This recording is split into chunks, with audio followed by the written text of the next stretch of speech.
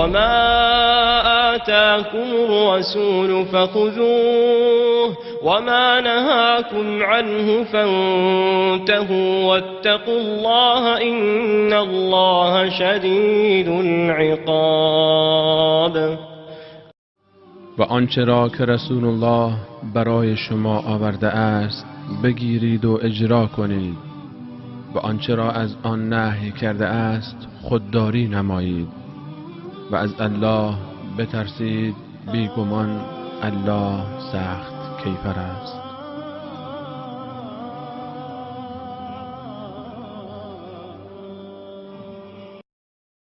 کسی که زنش را اختیار دهد به معنای طلاق نیست. عن عائشة رضي الله عنها زوج النبي صلى الله عليه وسلم قالت: لما أمر رسول الله صلى الله عليه وسلم بتخيير أزواجه بدأ بي فقال: إني ذاكر لك أمرا فلا عليك ألا تعجلي حتى تستأمري أبويك. قالت: وقد علم أن أبوي لم يكونا يأمران بفراقه. قالت: ثم قال: إن الله جل ثناؤه قال: يا أيها النبي قل لأزواجك إن كنتن تردن الحياة الدنيا وزينتها إلى أجرا عظيما. قالت: فقلت: ففي أي هذا أستأمر أبوي؟ فإني أريد الله ورسوله والدار الآخرة.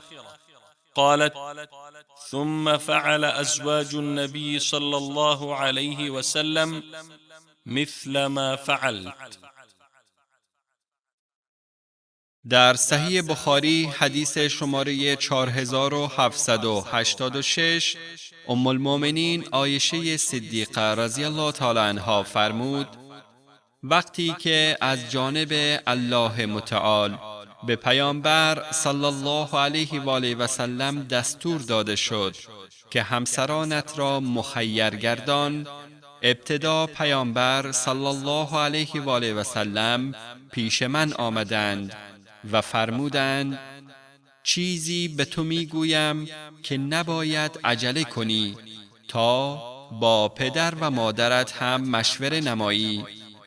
عایشه صدیقه رضی الله عنها فرمود: پیامبر صلی الله علیه و آله و سلم می‌دانستند که پدر و مادرم هرگز به جدایی من از پیامبر صلی الله علیه و آله و سلم راضی نیستند.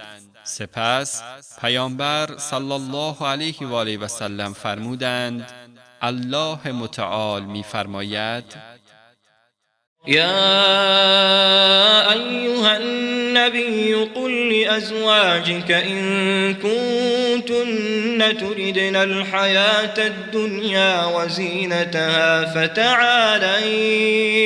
فتعالين أمتعكن وأسرحكن سراحا جميلا وإن كنتن تردن الله ورسوله والدار الآخرة فإن الله أعد للمحسنات منكن أجرا عظيما.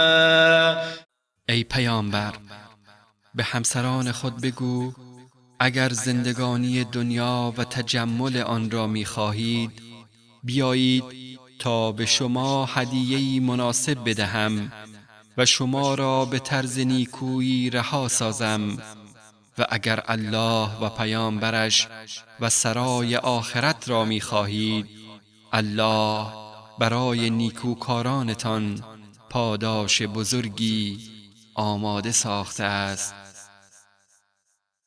ام المؤمنین عایشه صدیقه رضی الله تعالی عنها فرمود: وقتی که پیامبر صلی الله علیه و آله و سلم این آیه را برایم خواندند، گفتم: در کدام موردی با پدر و مادرم مشوره کنم؟ یعنی هرگز در این مورد با کسی مشوره نمی کنم. الله و رسول الله صلی الله علیه و آله و سلم و روز آخرت را انتخاب می نمایم. عایشه صدیقه رضی الله تعالی عنها فرمود سایر همسران پیامبر صلی الله علیه و آله و سلم نیز مانند من به ایشان پاسخ دادند.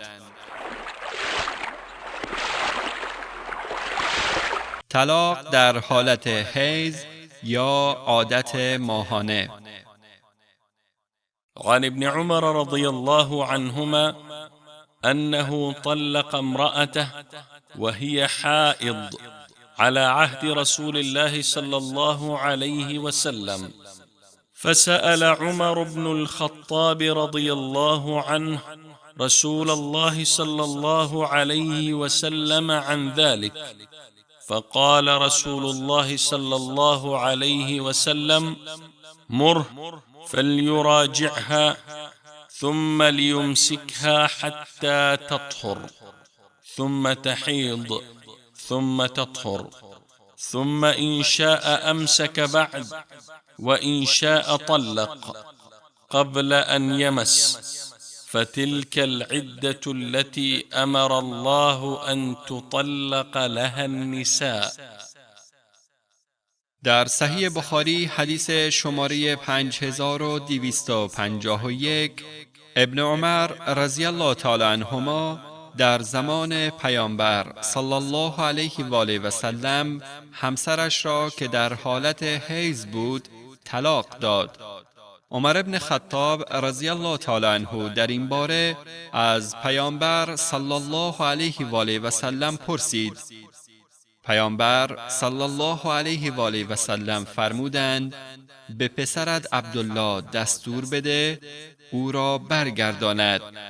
پس از برگرداندن او را در نکاح خود نگه دارد تا پاک شود. بعد از پاکی باز به حالت حیض یا عادت ماهانه درآید. وقتی که از حیض دومی پاک گردید اگر خواست او را نگه دارد و اگر نخواست طلاقش دهد و باید قبل از اینکه در آخرین پاکی با او نزدیکی نماید طلاقش دهد. این همان عده است که الله متعال دستور داده است که طلاق زنان بر اساس آن باشد. علما اتفاق نظر دارند که طلاق زن در حالت حیض حرام است، هرچند طلاق واقع می شود، ولی طلاق دهنده مرتکب یک امر حرام می گردد و همچنین طلاق دادن زن در طهر و پاکی که شوهر با همسرش نزدیکی کرده باشد حرام است، چون احتمال دارد از این نزدیکی حاملگی به وجود آید. بنابراین طلاق زن باید تنها در حالت پاکی زن باشد و در این پاکی هم شوهرش با او نزدیکی نکرده باشد.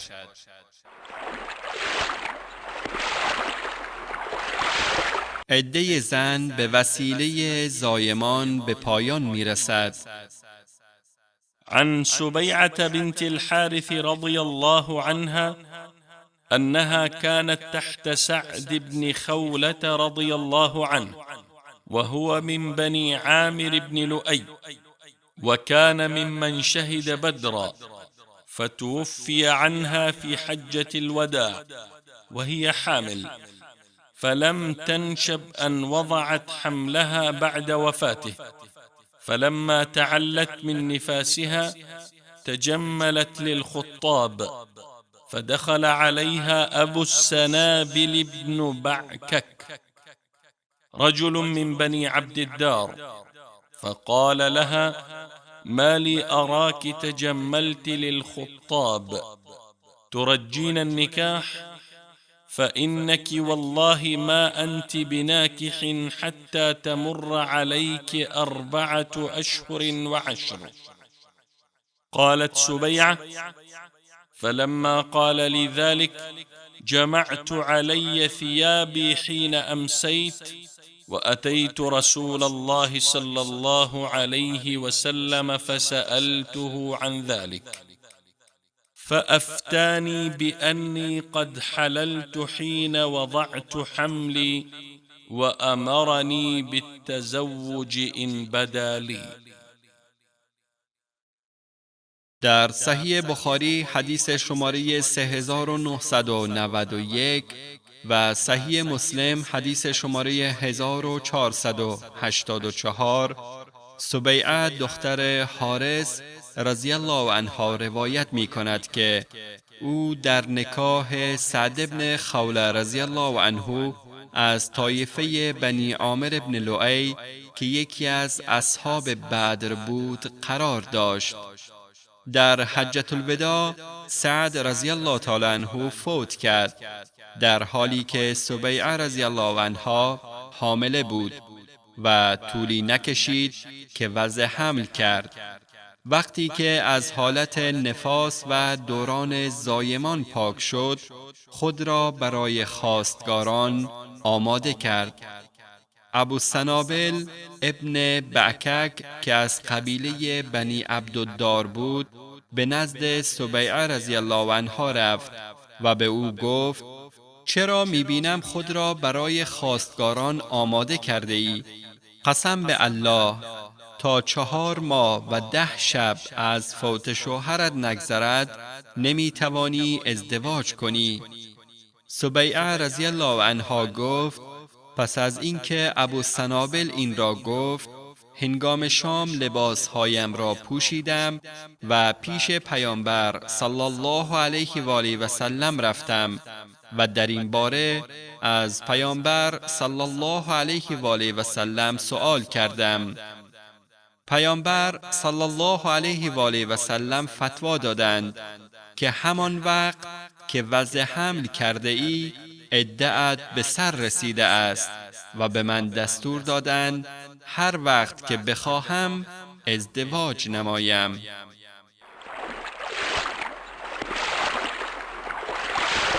عده زنی که شوهرش فوت کرده است.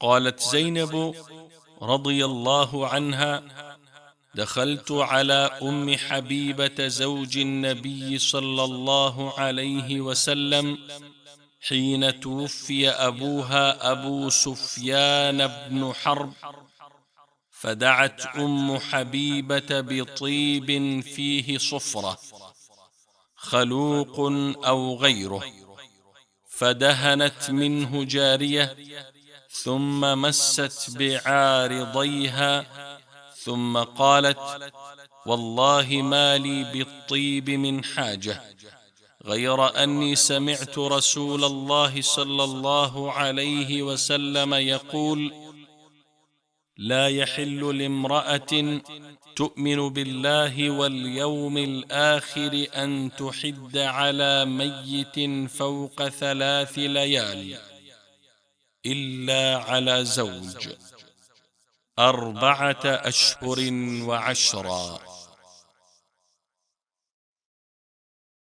در صحیح بخاری حدیث شماره 5334 و صحیح مسلم حدیث شماره 1486 زینب بنت ابی سلمه رضی الله عنها روایت می کند به نزد ام حبیبه رضی الله عنها همسر پیامبر صلی الله علیه و آله و سلم که پدرش ابو سفیان بن حرب رضی الله تعالی عنه فوت کرده بود رفتم.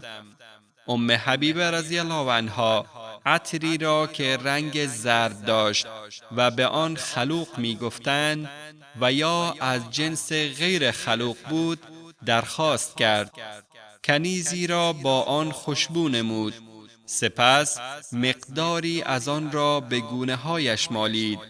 فرمود قسم به الله من نیازی به استعمال عطر ندارم، ولی این کار را تنها به خاطر این انجام دادم که از پیامبر صلی الله علیه و آله و سلم شنیدم که می‌فرمودند برای زنی که ایمان به الله و روز قیامت دارد حلال نیست بیش از 3 روز برای مرگ هیچ کسی در ماتم بنشیند مگر برای فوت شوهرش که باید برای آن 4 ماه و 10 شب عده بگذراند.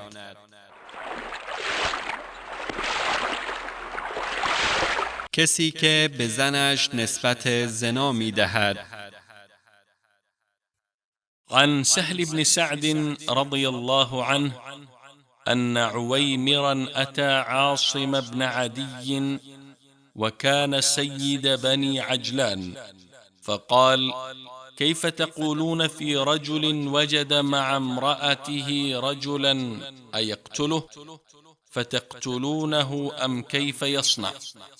سلي رسول الله صلى الله عليه وسلم عن ذلك. فأتى عاصم النبي صلى الله عليه وسلم فقال: يا رسول الله. فكره رسول الله صلى الله عليه وسلم المسائل، فسأله عويمر فقال: إن رسول الله صلى الله عليه وسلم كره المسائل وعابها. قال عويمر: والله لا أنتهي حتى أسأل رسول الله صلى الله عليه وسلم عن ذلك. فجاء عويمر فقال: يا رسول الله، رجل وجد مع امرأته رجلا أيقتله فتقتلونه أم كيف يصنع؟ فقال رسول الله صلى الله عليه وسلم: قد أنزل الله القرآن فيك وفي صاحبتك.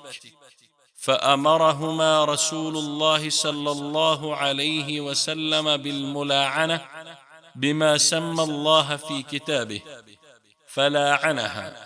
ثم قال: يا رسول الله، إن حبستها فقد ظلمتها.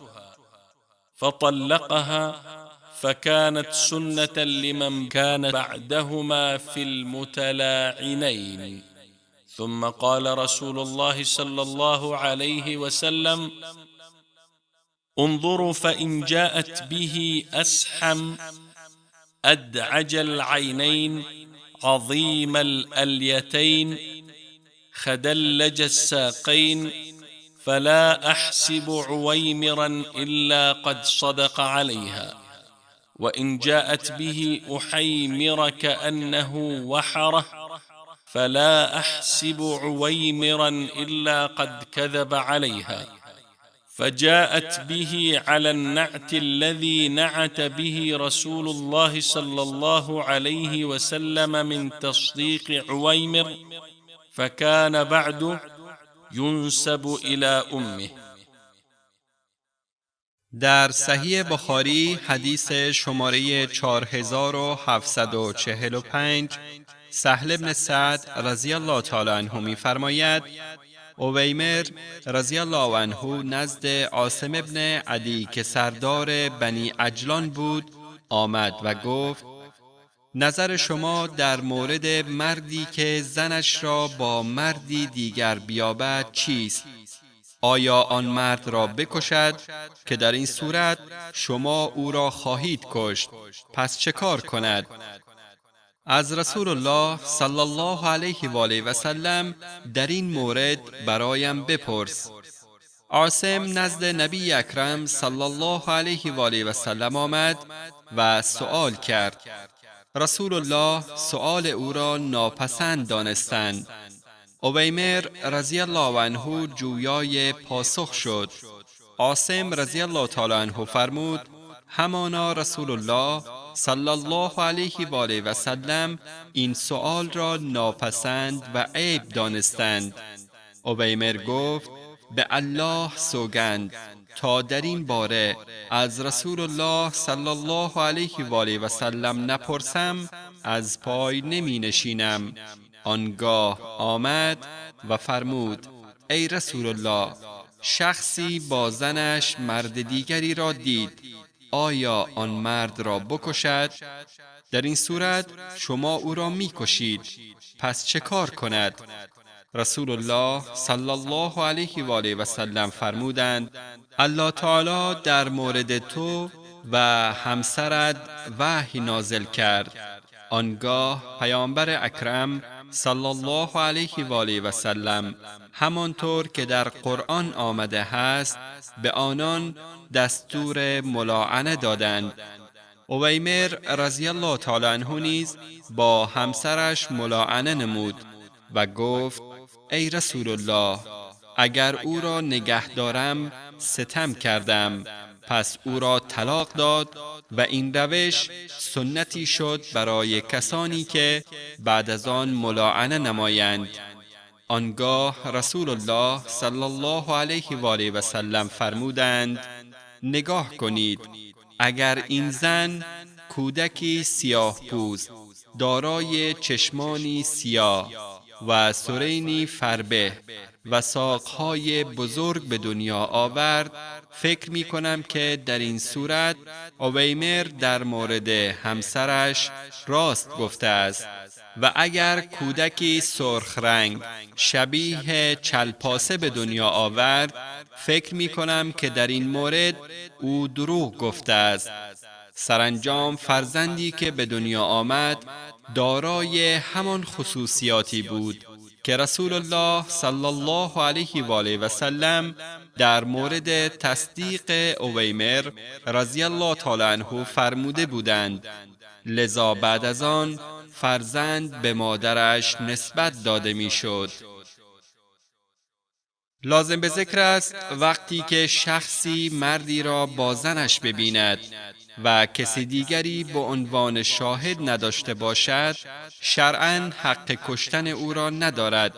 اگر او را بکشد، چون هیچ شاهد و مدرکی جز مشاهده خود ندارد، قاضی نمیتواند ادعای او را که این مرد با زن او خیانت کرده است بپذیرد، بلکه او را به عنوان قاتل محاکمه خواهد کرد. چنانچه همچو شوهری نزد قاضی شکایت کند، قاضی بنابر آیه 9 سوره نور مراسم ملاعنه را در بین آن زن و شوهر اجرا می نماید که بعد از انجام مراسم ملاعنه در بین زن و شوهر جدایی قرار داده می شود و این زن و شوهر برای همیشه بر هم حرام می شوند. پس از ملاعنه مرد حق ندارد مهریه را از زن بستاند. عن ابن عمر رضي الله عنهما أن النبي صلى الله عليه وسلم قال للمتلاعنين حسابكما على الله، أحدكما كاذب لا سبيل لك عليها. قال يا رسول الله ما لي؟ قال لا مال لك، إن كنت صدقت عليها فهو بما استحللت من فرجها، وإن كنت كذبت عليها فذاك أبعد وأبعد لك منها. در صحیح بخاری حدیث شماره 5350 و صحیح مسلم حدیث شماره 1493 ابن عمر رضی الله تعالی عنهما فرمود پیامبر صلی الله علیه و آله و سلم به زن و شوهری که با همدیگر ملاعنه کردند فرمودند حتما یکی از شما دروغ میگویید، ولی حساب شما پیش الله است و الله جزای دروغگو را میدهد. تو ای مرد تا ابد نمیتوانی او را در عقد نکاح خود درآوری. آن مرد گفت ای رسول الله، مالی که من به عنوان مهریه به او دادم چه خواهد شد؟ پیامبر صلی الله علیه و آله و سلم فرمودند حق هیچ مالی را از او نداری. اگر تو در این لعان راست گفته باشی، مالی که به زنت داده ای در مقابل اینکه تو به عنوان شوهر با او نزدیکی کرده ای به حساب می آید. و اگر در این ملاعنه دروغ بگویی و به زنت تهمت نموده باشی، در این صورت به طریق اولا حق هیچ ادعایی را نداری و چیزی به تو نمی رسد. وعن ابن عمر رضي الله عنهما أن النبي صلى الله عليه وسلم لاعن بين رجل وامرأته فانتفى من ولدها ففرق بينهما وألحق الولد بالمرأة. در صحیح بخاری حدیث شماره 5315 ابن عمر رضی الله تعالی عنهما روایت می کند که پیامبر صلی الله علیه و آله و سلم در بین مردی و زنش ملاعنه برقرار کردند. بعد از انجام ملاعنه اولاد آن زن را از مرد نفی کردند. در بین آن زن و مرد جدایی آوردند و فرزند را به زن ملحق نمودند.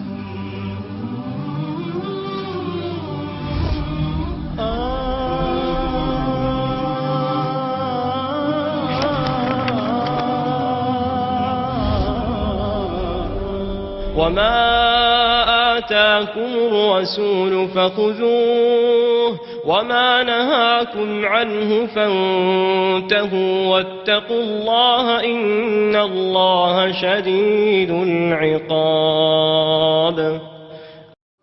و آنچه را که رسول الله برای شما آورده است بگیرید و اجرا کنید و آنچه را از آن نهی کرده است خودداری نمایید و از الله بترسید، بیگمان الله سخت کیفر است.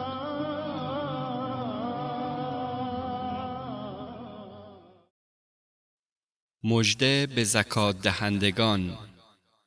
عن أبي هريرة رضي الله عنه أن رسول الله صلى الله عليه وسلم قال: قال الله عز وجل: أنفق عليك، وقال: يد الله ملأى لا تغيضها نفقة، سحاء الليل والنهار. وقال: أرأيتم ما أنفق منذ خلق السماوات والأرض فإنه لم يغض ما في يده، وكان عرشه على الماء، وبيده الميزان يخفض ويرفع. در صحیح بخاری حدیث شماره 4684 و صحیح مسلم حدیث شماره 993 ابو هریره رضی الله تعالی عنه روایت می کند که پیامبر صلی الله علیه و آله و سلم فرمودند: الله عزوجل می فرماید: ای ابن آدم، تو بخشش کن، یعنی صدقه و احسان و زکات بده، من هم بر تو بخشش می نمایم و هر چه را انفاق کنی من جای آن را پر می کنم. و پیامبر صلی الله علیه و آله و سلم فرمودند: دست الله عزوجل پر است و خزانه او پایان ناپذیر است. بخشش هرگز چیزی را از آن کم نمی کند و کرم و رحمتش همیشگی است و هیچگاه قطع نخواهد شد. پیامبر صلی الله علیه و آله و سلم فرمودند: مگر نمی بینید از روزی که آسمان ها و زمین را آفریده است بخشش او ادامه دارد و چیزی از خزانه او کم نشده است و عرشش بر آب بود و ترازوی عدالت در دست اوست، یعنی روزی مخلوقات در اختیار او می باشد و از روی حکمت خود رزق هر کسی را که بخواهد افزایش می دهد و روزی هر کسی را که بخواهد کم می کند.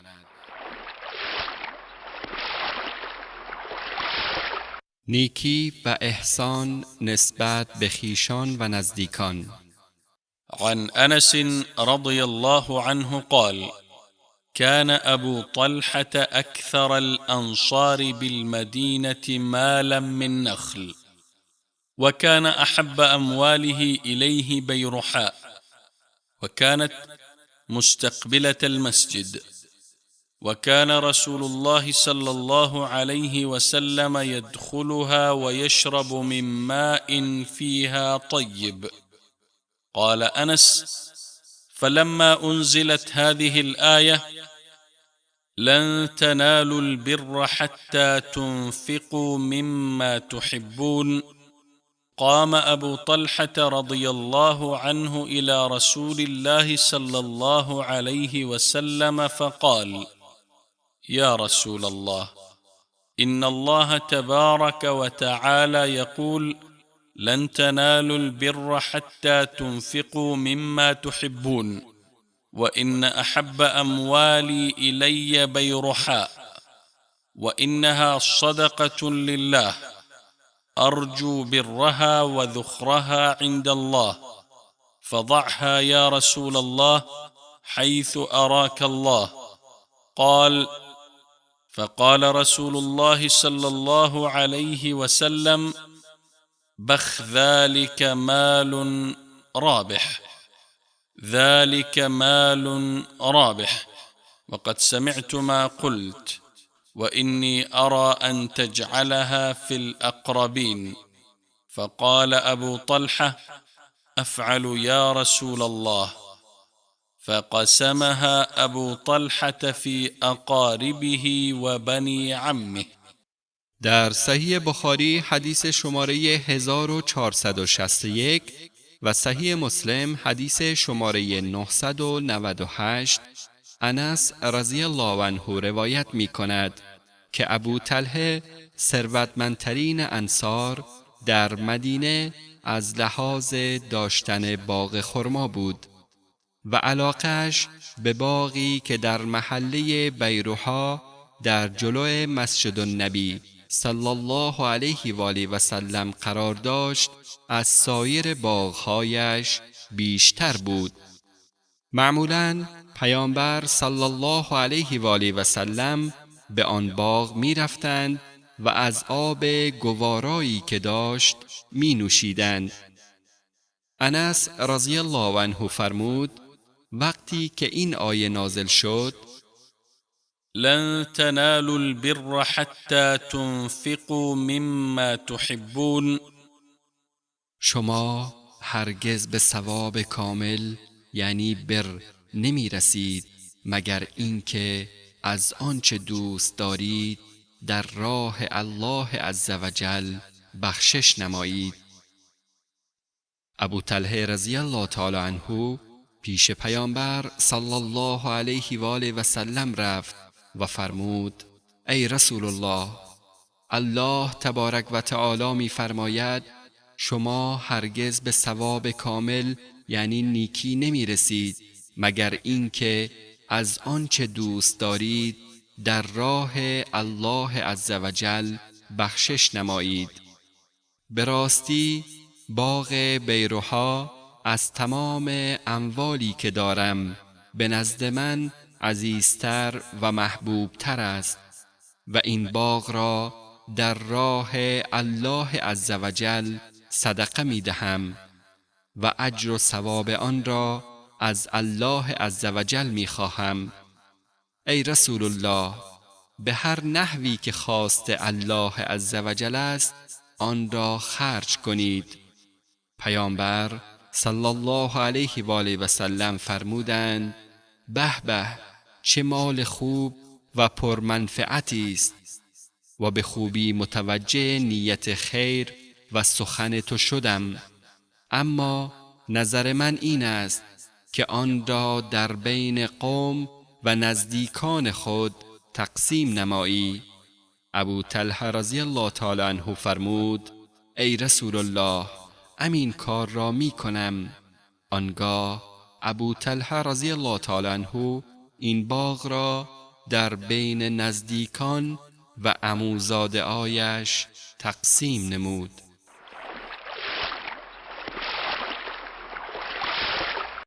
نیکی و احسان به نزدیکان 2 اجر دارد. عن زينب رضي الله عنها امرأة عبد الله رضي الله عنه قالت: كنت في المسجد فرأيت النبي صلى الله عليه وسلم فقال: تصدقن ولو من حليكن. وكانت زينب رضي الله عنها تنفق على عبد الله وأيتام في حجرها، فقالت لعبد الله: سل رسول الله صلى الله عليه وسلم أيجزي عني أن أنفق عليك وعلى أيتامي في حجري من الصدقة؟ فقال: سلي أنت رسول الله صلى الله عليه وسلم. فانطلقت إلى النبي صلى الله عليه وسلم فوجدت امرأة من الأنصار على الباب حاجتها مثل حاجتي، فمر علينا بلال فقلنا: سل النبي صلى الله عليه وسلم أيجزي عني أن أنفق على زوجي وأيتام لي في حجري؟ وقلنا: لا تخبر بنا.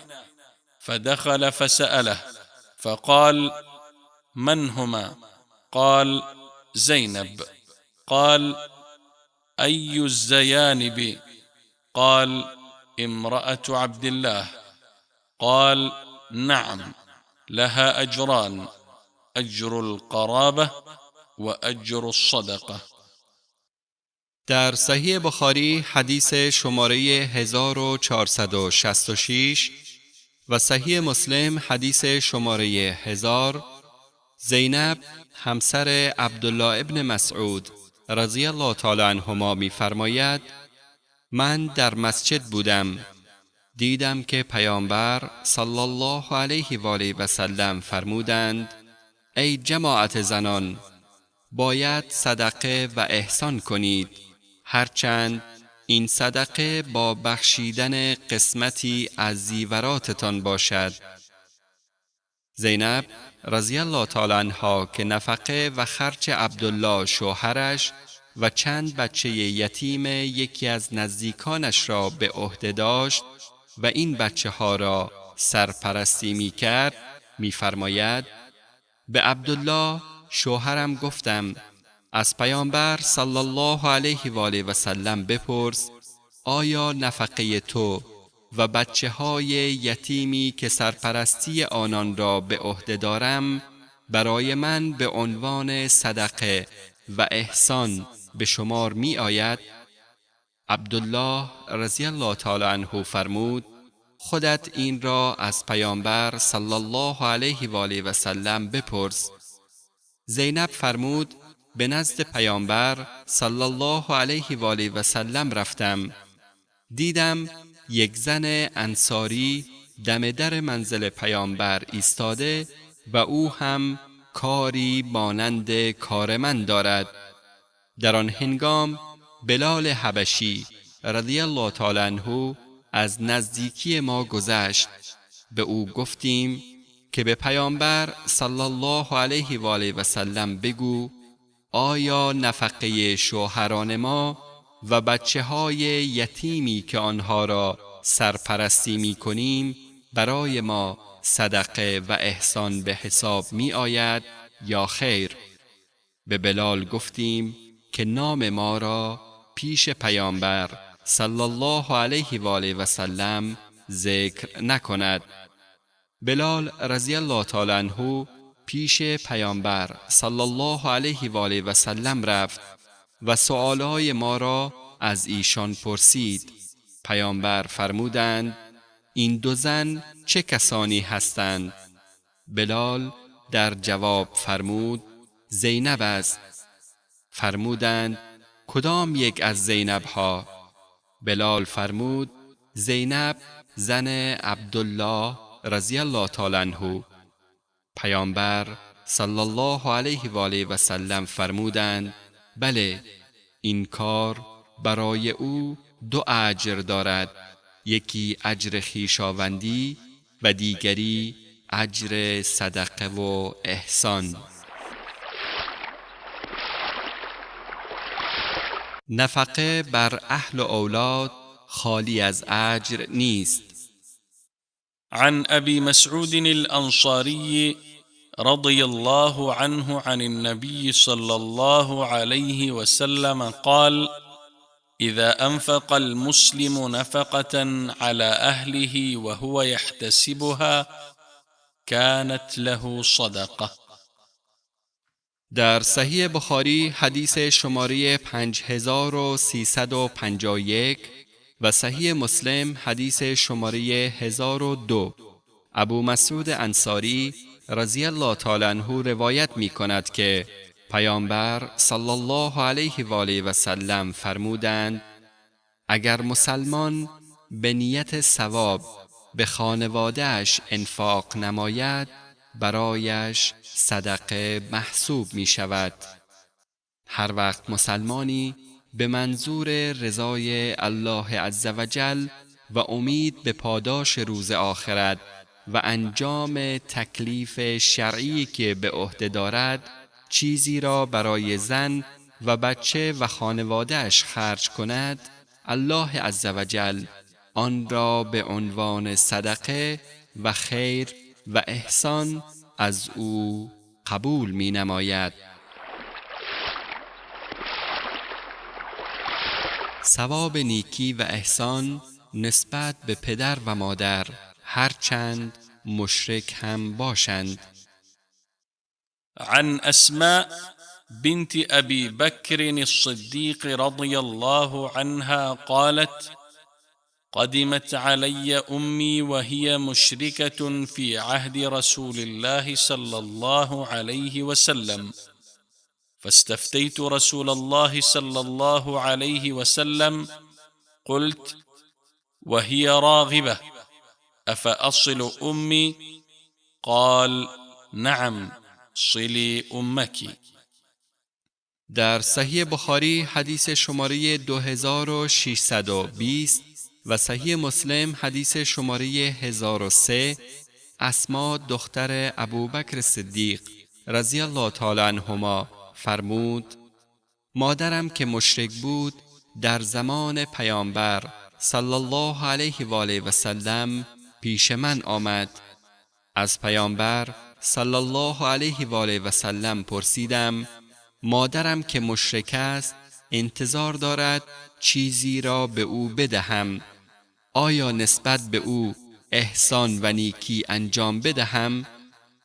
پیامبر صلی الله علیه و آله و سلم فرمودند صله رحم را به جا بیاور و در حق مادرت نیکی کن.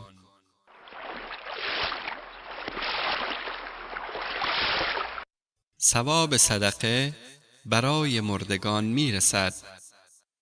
عن عائشة رضي الله عنها أن رجلا قال للنبي صلى الله عليه وسلم: إن أمي افتلتت نفسها وأظنها لو تكلمت تصدقت، فهل لها أجر إن تصدقت عنها؟ قال نعم. در صحیح بخاری حدیث شماره 1388 و صحیح مسلم حدیث شماره 1004 ام المؤمنین عایشه صدیقه رضی الله تعالی عنها روایت می کند که مردی به پیامبر صلی الله علیه و آله و سلم گفت: مادرم سکته کرد و مرد. به گمان من اگر می توانست حرف بزند وصیت به صدقه و احسان می کرد. اگر برایش صدقه و احسان انجام دهم اجر و ثوابش به او می رسد؟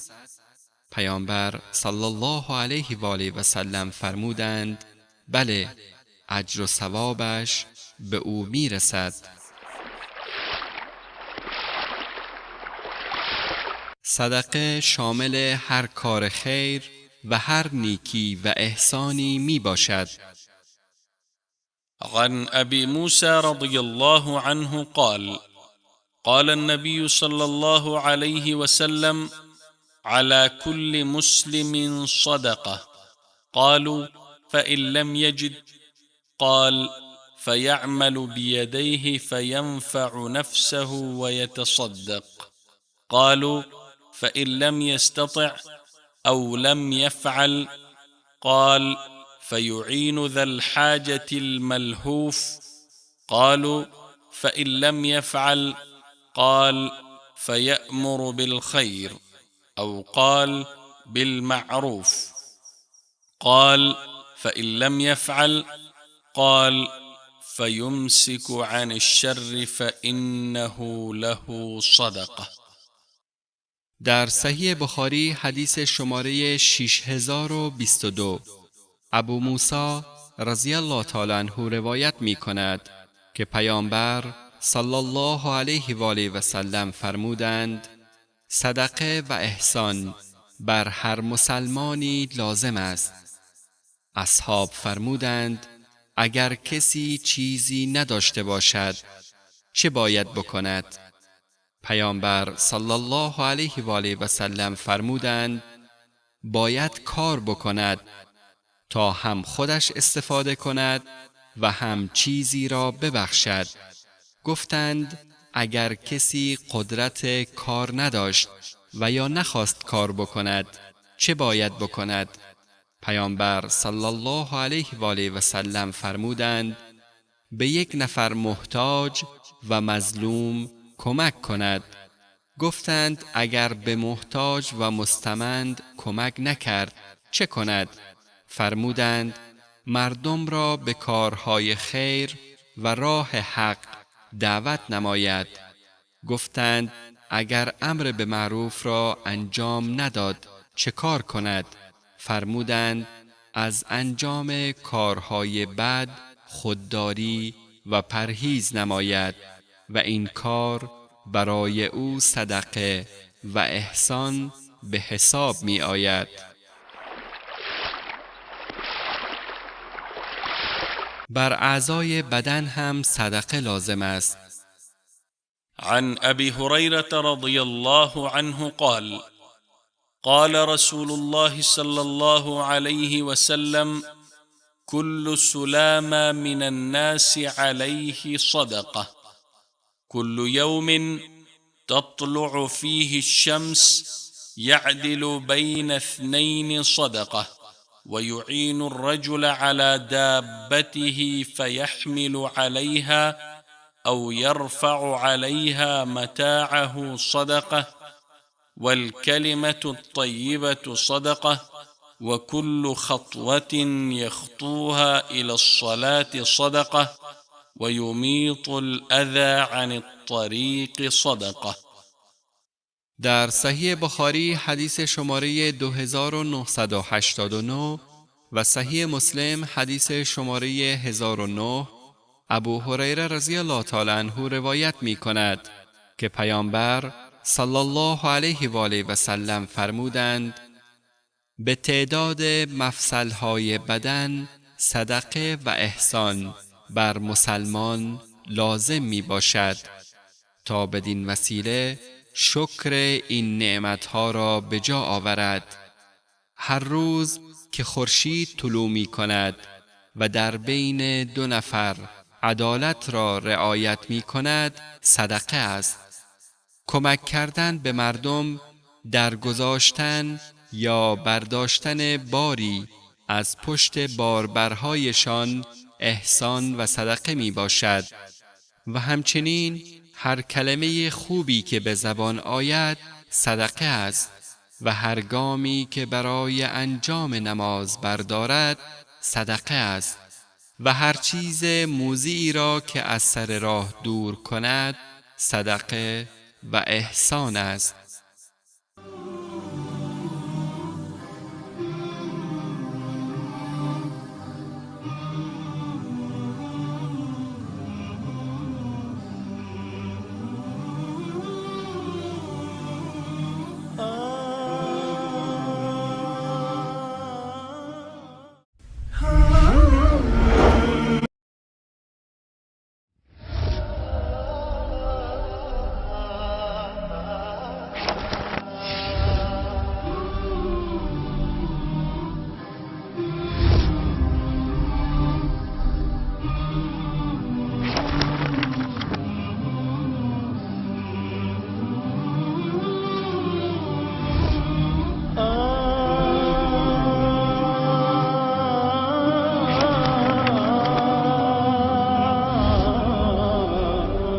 وما آتاكم الرسول فخذوه وما نهاكم عنه فانتهوا واتقوا الله إن الله شدید العقاب.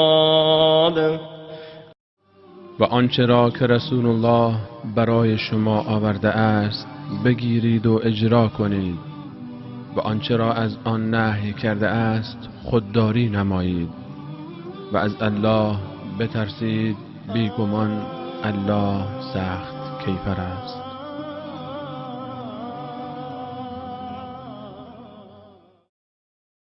فضیلت بخشش و زشتی بخل ورزیدن. عن أبي هريرة رضي الله عنه أن النبي صلى الله عليه وسلم قال: ما من يوم يصبح العباد فيه إلا ملكان ينزلان فيقول أحدهما: اللهم أعط منفقا خلفا، ويقول الآخر: اللهم اعط ممسكا تلفا.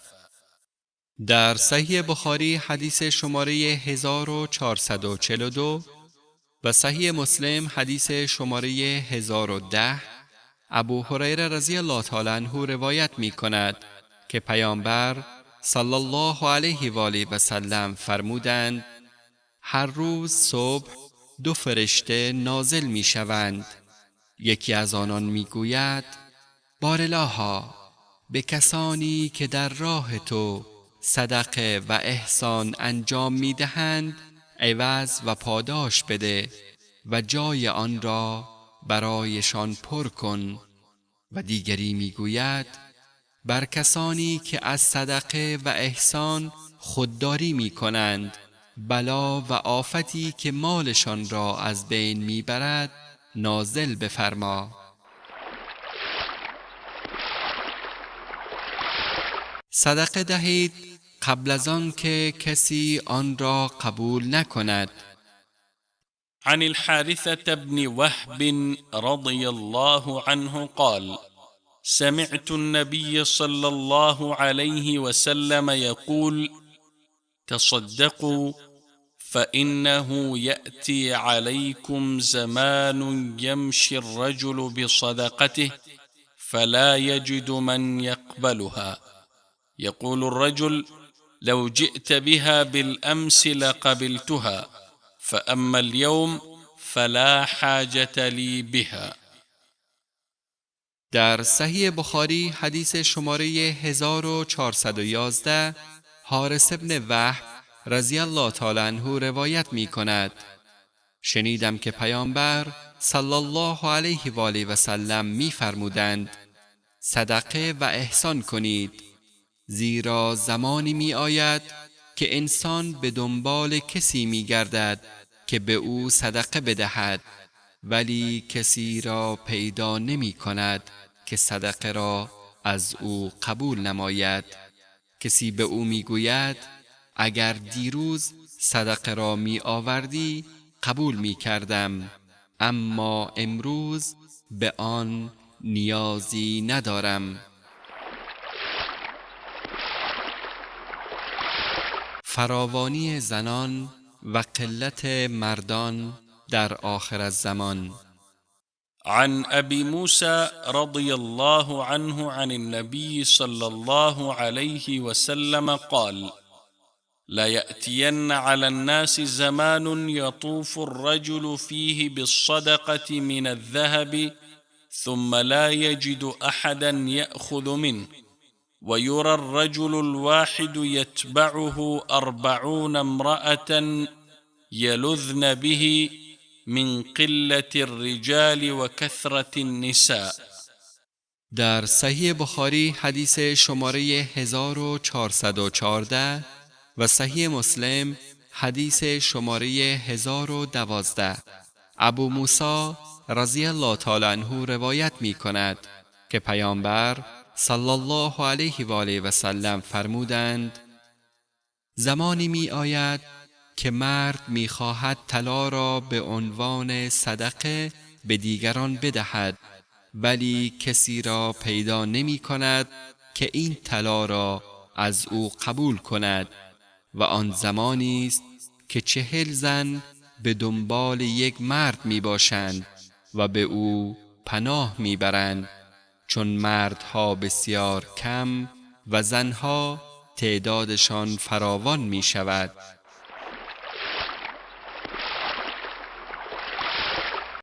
صدقه فقط از مال حلال نزد الله عزوجل قبول می گردد. عن أبي هريرة رضي الله عنه قال: قال رسول الله صلى الله عليه وسلم: من تصدق بعدل تمرة من كسب طيب ولا يصعد إلى الله إلا الطيب فإن الله يتقبلها بيمينه ثم يربيها لصاحبها كما يربي أحدكم فلوه حتى تكون مثل الجبل.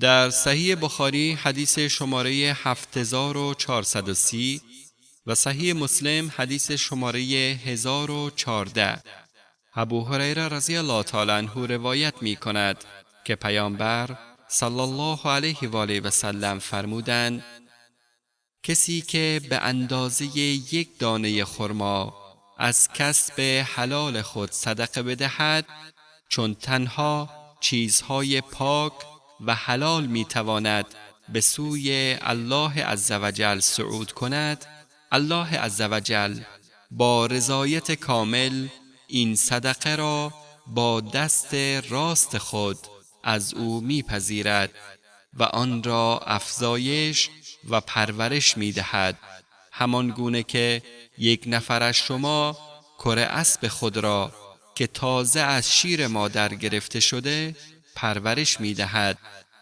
افزایش این صدقه به اندازه است که این دانه خرما به اندازه 1 کوه بزرگ در می آید. لازم به یادآوری است که دست الله متعال و سایر صفات ذاتی او لایق شأن او تعالی است و به مخلوقین هیچ شباهتی ندارد.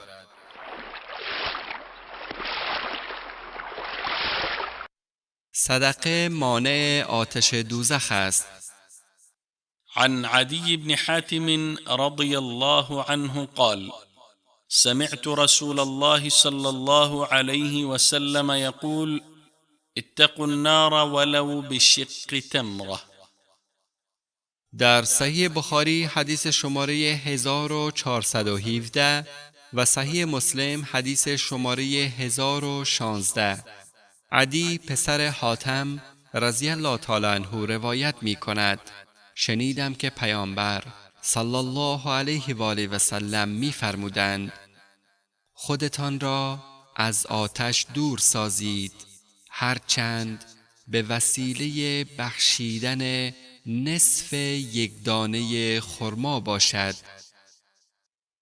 عن عدي بن حاتم رضي الله عنه قال قال النبي صلى الله عليه وسلم ما منكم من أحد إلا وسيكلمه الله يوم القيامة ليس بين الله وبينه ترجمان ثم ينظر فلا يرى شيئا قدامه ثم ينظر بين يديه فتستقبله النار فمن استطاع منكم أن يتقي النار ولو بشق تمرة.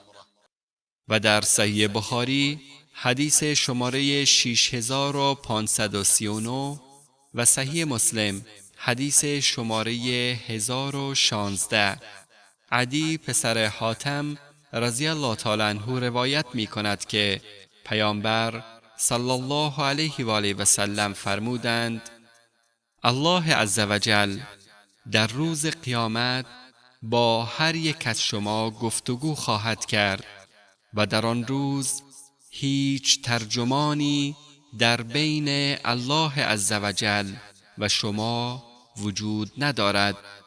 بعد از این گفتگو انسان نگاه می کند هیچ چیزی را پیش روی خود نمی بیند. مجدداً که پیش روی خود را می نگرد می بیند که آتش جهنم از او استقبال می کند و این سرنوشت یکایک شماست.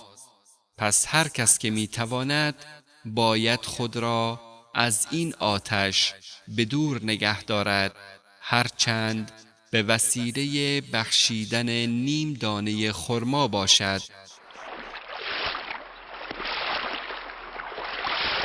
نباید صدقه کم را بی ارزش دانست. عن أبي مسعود رضي الله عنه قال لما أمرنا بالصدقة كنا نتحامل فجاء أبو عقيل بنصف صاع وجاء إنسان بأكثر منه فقال المنافقون إن الله لغني عن صدقة هذا وما فعل هذا الآخر إلا رئاء فنزلت الذين يلمزون المتطوعين من المؤمنين في الصدقات والذين لا يجدون إلا جهدهم فيسخرون منهم سخر الله منهم ولهم عذاب أليم. در صحیح بخاری حدیث شماره 1415 و صحیح مسلم حدیث شماره 1018 ابن مسعود رضی الله تعالی عنه روایت می کند وقتی که به ما دستور داده شد که صدقه بدهیم ما می رفتیم با اجرت کار می کردیم و حمالی می نمودیم و اجرت آن را می بخشیدیم. روزی ابو عقیل رضی الله عنه نصف صاع و نفر دیگر بیشتر از نصف صاع را به عنوان صدقه پیش پیامبر صلی الله علیه و آله و سلم آوردند. منافقان به عنوان تمسخر گفتند الله عزوجل چه نیازی به نصف صاع این مرد فقیر دارد و این یکی هم که بیشتر از او بخشیده است به خاطر ریا است. پس در این مورد آیه 79 سوره توبه نازل شد. الذين يلمزون المتطوعين من المؤمنين في الصدقات والذين لا يجدون إلا جهدهم فيسخرون منهم سخر الله منهم ولهم عذاب أليم. آنان که از مؤمنان که مشتاقانه و بیش از اندازه به صدقات و خیرات می پردازند و نیز از آنان که جز به اندازه تاب و توانشان چیزی را نمی‌یابند عیب می‌گیرند و آنان را مسخره می‌کنند الله ایشان را مورد تمسخر قرار می دهد و عذابی دردناک دارند.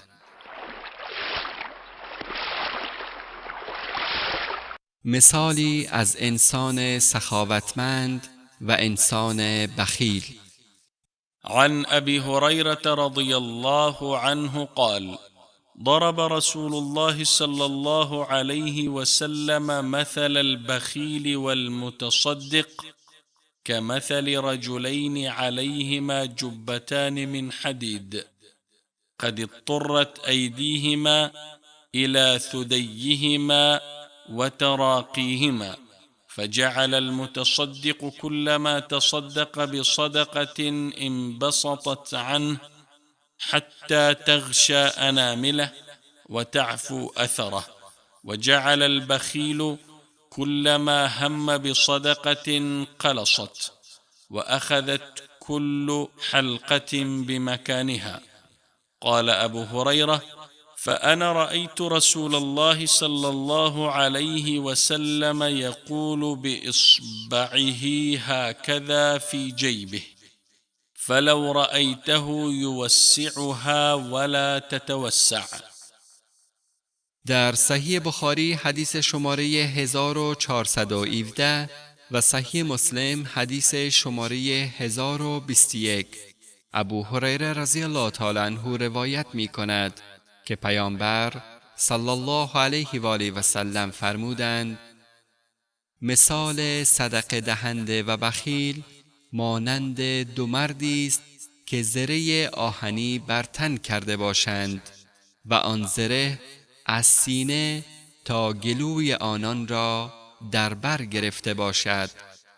شخص صدقه دهنده هنگامی که صدقه می دهد آن زره گشاده می شود و تمام بدنش را در بر می گیرد تا جایی که نه تنها انگشتانش را می پوشاند بلکه رد پایش را نیز از بین می برد، یعنی گناهانش را محو می کند. ولی بخیل هنگامی که می خواهد چیزی انفاق کند حلقه های آن زره تنگتر می شود و هرچه سعی می کند نمی تواند آن را گشاده تر نماید. ابو هریره رضی الله تعالی عنه افزود: در این اثنا پیامبر صلی الله علیه و آله و سلم را دیدم که به منظور نشان دادن و تجسیم این حالت انگشتانشان را در گریبانشان فرو برده بودند و می‌خواستند آن را گشاد کنند، ولی چون در اصل تنگ بود گشاد نمی‌شد. یعنی انسان بخیل به واسطه حرص و جوش درونی که دارد نمی‌تواند به تکلف خود را آرام و راحت نماید.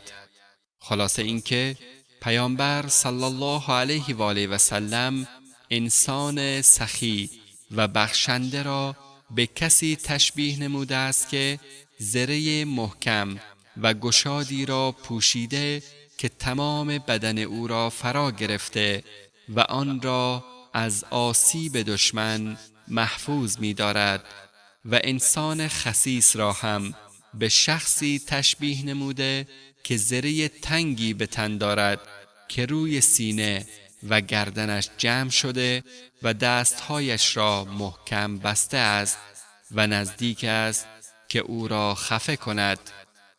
الله جل جلاله به انسان سخاوتمند وسعت درون بخشیده که هرگز از بخشش کوتاهی نمی کند.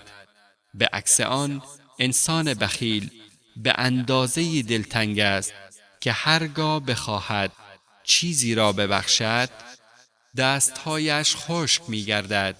سرانجام الله عزوجل انسان بخشیده را در دنیا و آخرت محفوظ و آبرومند نگه می دارد و انسان خسیس را در دنیا و آخرت بدبخت و بی ارزش می نماید. فتح الباری جلد 3 صفحه 238.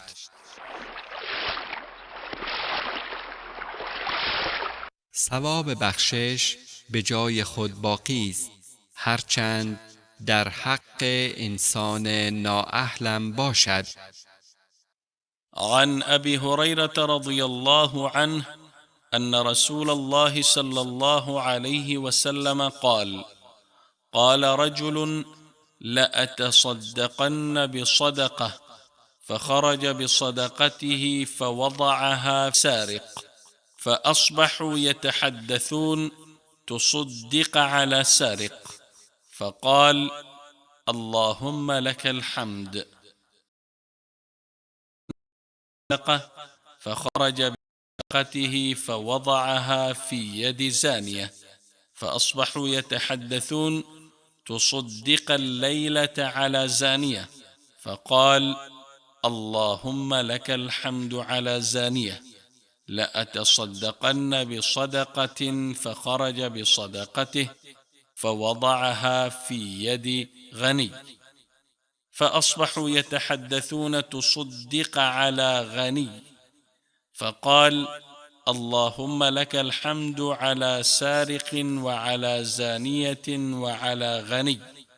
فأتي فقيل له: أما صدقتك على سارق فلعله أن يستعف عن سرقته، وأما الزانية فلعلها أن تستعف عن زناها، وأما الغني فلعله يعتبر فينفق مما أعطاه الله.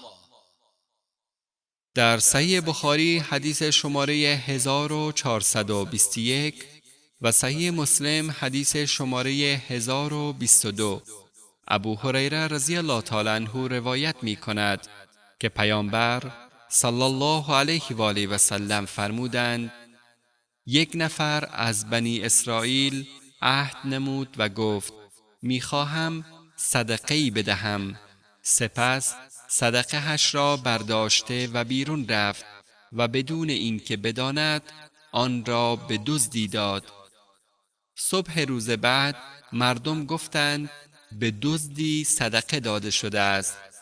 مرد صدقه دهنده شکر الله جل جلاله را به جا آورد و تصمیم گرفت که دوباره صدقه دهد. سپس صدقه هش را برداشت و بیرون رفت و بدون اینکه بداند آن را به فاحشه ای داد. مردم گفتند: دیشب به فاحشه ای صدقه داده شده است. مرد صدقه دهنده گفت: الهی تو را سپاس میگویم، صدقه هم به دست فاحشه ای افتاد، و تصمیم گرفت بار دیگر صدقه دهد و این بار صدقه هش به دست ثروتمندی افتاد. روز بعد مردم گفتند: به ثروتمندی صدقه داده شده است. آن شخص گفت: ای الله، از این که به سارق و فاحشه و ثروتمند صدقه داده ام شکر تو را به جا می آورم. سرانجام شخصی را در خواب دید که نزد او آمد و گفت: امید است صدقه‌ات به دزد باعث دست برداشتن او از دزدی بشود و صدقه‌ات به زن فاحشه نیز باعث پاکدامنی او گردد و صدقه‌ای که به ثروتمند داده ای باعث عبرت او شود که در راه الله جل جلاله انفاق کند.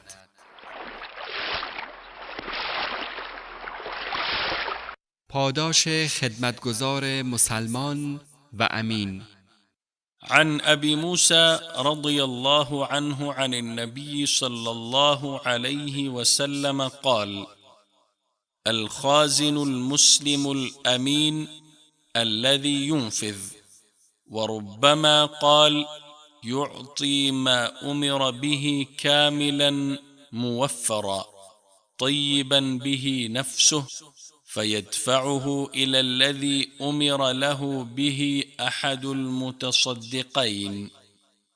در صحیح بخاری حدیث شماره 1438 و صحیح مسلم حدیث شماره 1023 ابو موسی رضی الله عنه روایت می کند که پیامبر صلی الله علیه و آله و سلم در توصیف خدمتگزار مسلمان و امین می‌فرمودند: خادم و انباردار مسلمان و امینی که مأموریت خود را به وجه احسن انجام دهد و شاید فرموده باشند و آنچه را که به دادن آن دستور داده شده به طور کامل و بدون اینکه بخل ورزد و به کسی که دستور داده شده است برساند، او نیز یکی از صدقه دهندگان به شمار می رود، یعنی در اجر و پاداش با صدقه دهندگان شریک است.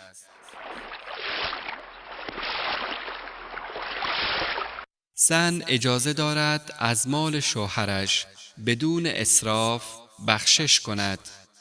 عن عائشة رضي الله عنها قالت: قال رسول الله صلى الله عليه وسلم: إذا أنفقت المرأة من طعام بيتها غير مفسدة كان لها أجرها بما أنفقت ولزوجها أجره بما كسب وللخازن مثل ذلك لا ينقص بعضهم أجر بعض شيئا.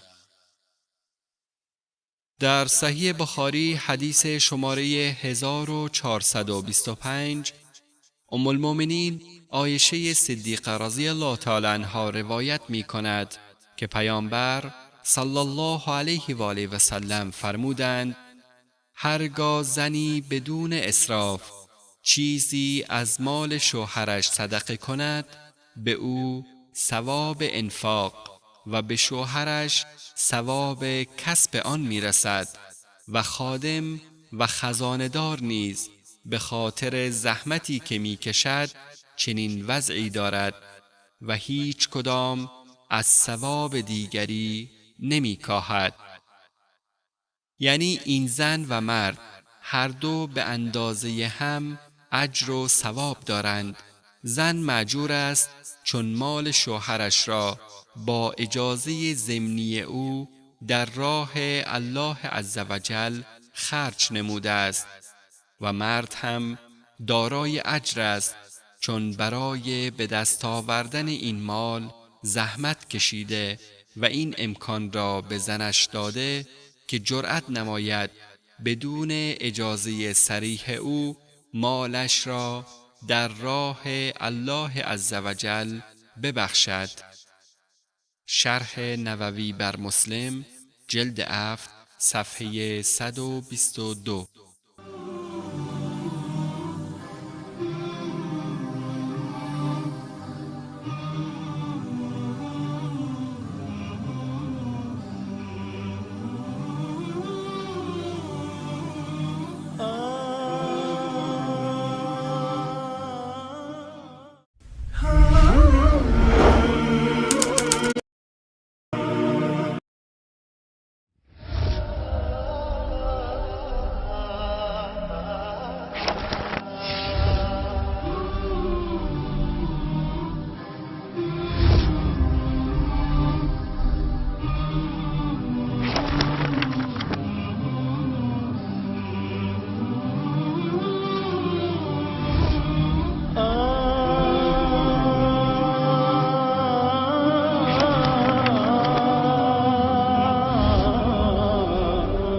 وما آتاكم الرسول فخذوه وما نهاكم عنه فانتهوا واتقوا الله إن الله شدید العقاب. و آنچه را که رسول الله برای شما آورده است بگیرید و اجرا کنید و آنچه را از آن نهی کرده است خودداری نمایید و از الله بترسید، بیگمان الله سخت کیفر است.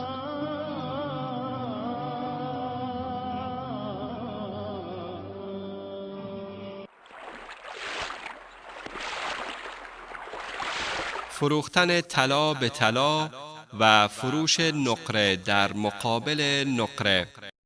عن أبي سعيد الخدري رضي الله عنه أن رسول الله صلى الله عليه وسلم قال: لا تبيعوا الذهب بالذهب إلا مثلا بمثل، ولا تشفوا بعضها على بعض، ولا تبيعوا الورق بالورق إلا مثلا بمثل، ولا تشفوا بعضها على بعض، ولا تبيعوا منها غائبا بناجز.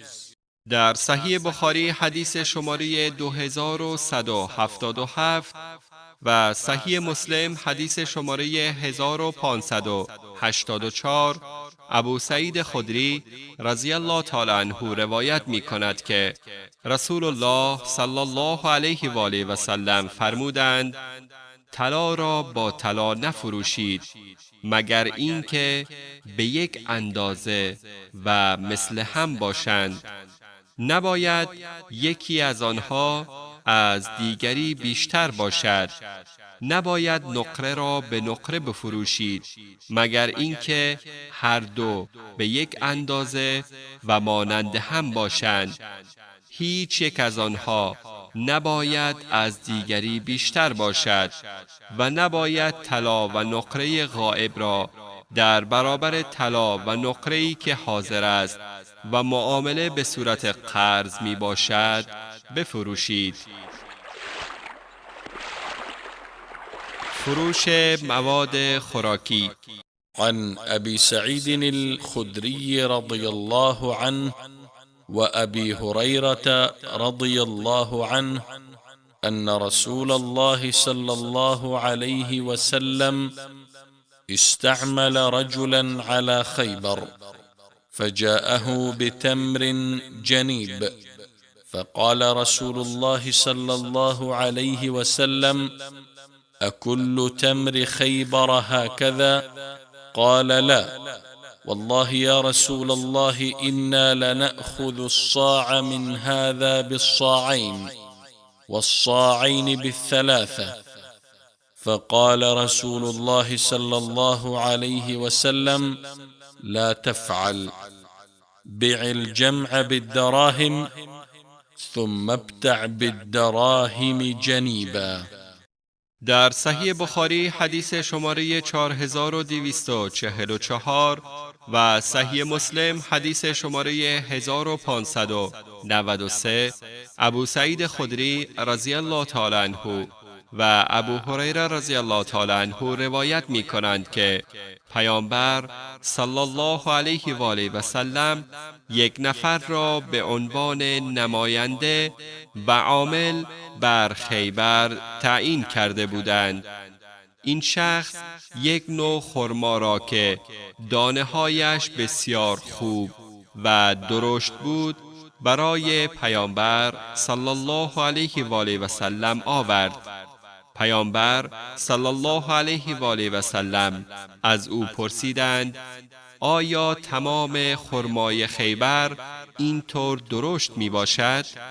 آن مرد گفت: خیر ای رسول الله، ما 1 صاع یعنی 3 کیلو تقریباً از این خرما را با 2 صاع از خرمای دیگر و 2 صاع از آن را با 3 صاع از خرمای دیگر می خریم. پیامبر صلی الله علیه و آله و سلم به او فرمودند: این کار را مکن، بلکه خرماهای نامرغوب را در برابر پول بفروش، سپس با پول آن از این خرمای خوب و درشت خریداری کن. پرهیز از چیزهایی که شبهه دار است. عن النعمان بن بشير رضي الله عنه قال: سمعت رسول الله صلى الله عليه وسلم يقول: الحلال بين والحرام بين وبينهما مشبهات لا يعلمها كثير من الناس، فمن اتقى المشبهات استبرأ لدينه وعرضه، ومن وقع في الشبهات كراعي يرعى حول الحمى يوشك أن يواقعه. ألا وإن لكل ملك حمى، ألا إن حمى الله في أرضه محارمه. ألا وإن في الجسد مضغة إذا صلحت صلح الجسد كله، وإذا فسدت فسد الجسد كله، ألا وهي القلب.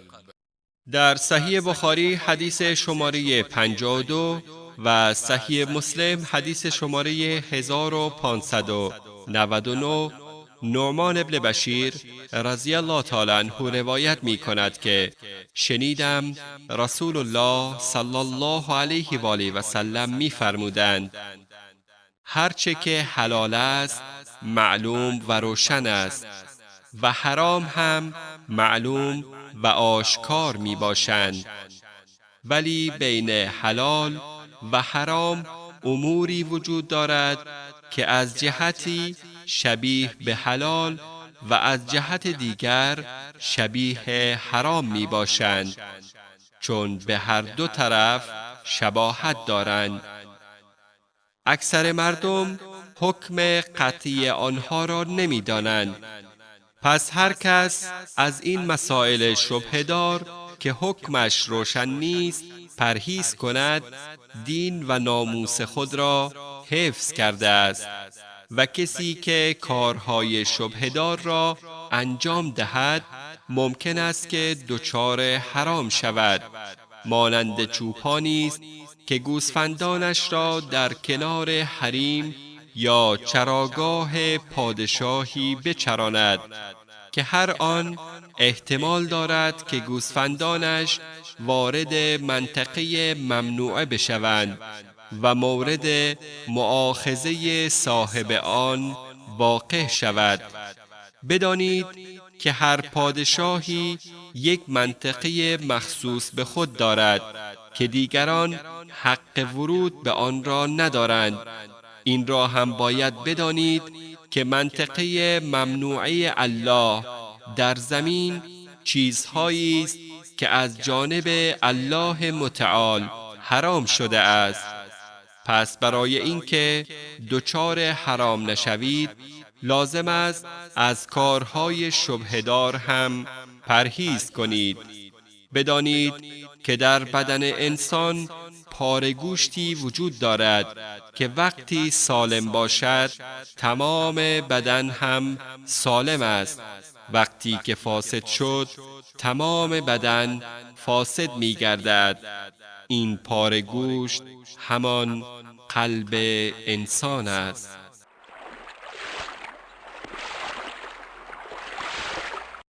نیکوکارترین شما. عن أبي هريرة رضي الله عنه أن رجلا أتى النبي صلى الله عليه وسلم يتقاضاه فأغلظ فهم به أصحابه، فقال رسول الله صلى الله عليه وسلم دعوه فإن لصاحب الحق مقالا، ثم قال أعطوه سنا مثل سنه. قالوا يا رسول الله إلا أمثل من سنه، فقال أعطوه فإن من خيركم أحسنكم قضاء. در صحیح بخاری حدیث شماره 2306 و صحیح مسلم حدیث شماره 1601 ابو هریره رضی الله تعالی عنه روایت می کند مردی پیش پیامبر صلی الله علیه و آله و سلم آمد و با عصبانیت از پیامبر صلی الله علیه و آله و سلم خواست تا قرضش را به او مسترد نمایند. اصحاب هم از اینکه این مرد از پیامبر صلی الله علیه و آله و سلم عصبانی شد ناراحت شدند و قصد حمله به او را کردند، ولی پیامبر صلی الله علیه و آله و سلم فرمودند به او کاری نداشته باشید، چون صاحب حق نیرومند و حق به جانب است، می تواند حق خود را مطالبه کند. سپس دستور دادند شتری به او بدهند که همسن شتر خودش باشد. به پیامبر صلی الله علیه و آله و سلم گفتند شتری که همسن شتر او باشد نداریم و هرچه هست از شتر او جوانتر است. پیامبر صلی الله علیه و آله و سلم فرمودند مانعی نیست از این کم سنها به او بدهید، چون نیکوکارترین شما کسی است که دین خود را بهتر ادا می نماید.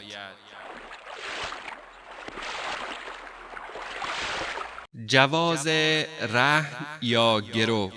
عن عائشة رضي الله عنها أن النبي صلى الله عليه وسلم اشترى طعاما من يهودي إلى أجل ورهنه درعا من حديد. در صحیح بخاری حدیث شماره 2061 و صحیح مسلم حدیث شماره 1603 ابو هریره رضی الله تعالی عنه روایت می کند که پیامبر صلی الله علیه و آله و سلم طعامی را از قبیل گندم یا جو از یک یهودی به قرض خریدند و زره خود را به عنوان رهن در نزد او قرار دادند.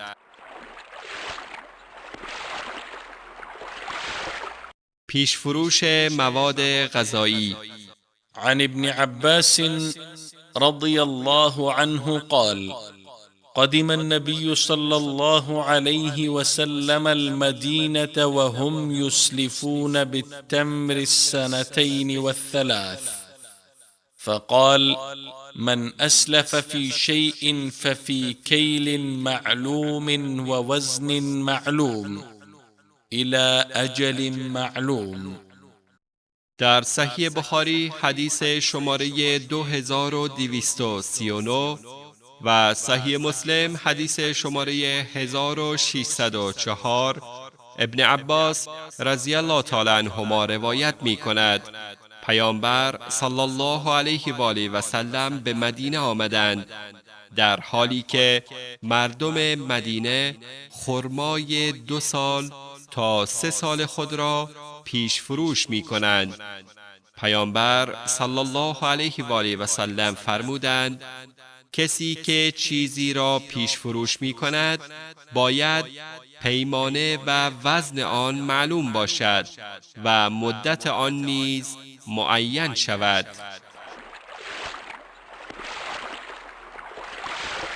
نهی از قسم خوردن در معامله.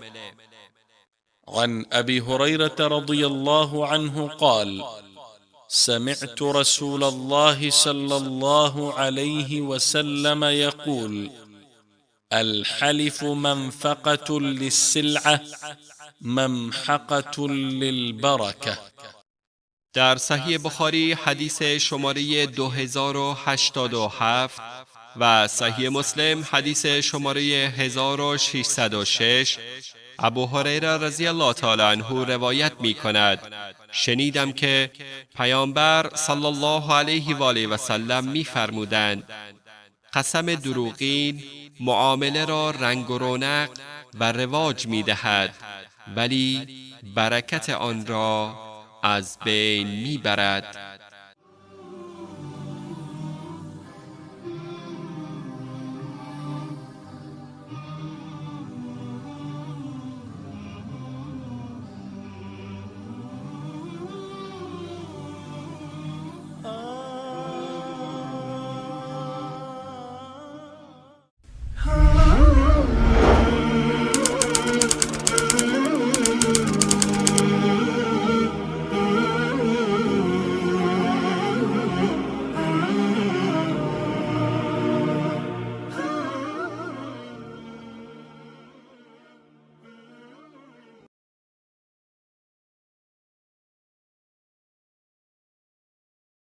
در صحیح بخاری حدیث شماره 6104 و در صحیح مسلم حدیث شماره 60 از عبدالله پسر عمر رضی الله تعالی عنهما روایت است که پیامبر صلی الله علیه و آله و سلم فرمودند: هر کس به برادر مسلمان خود بگوید ای کافر، این گناه به یکی از آن دو برمیگردد.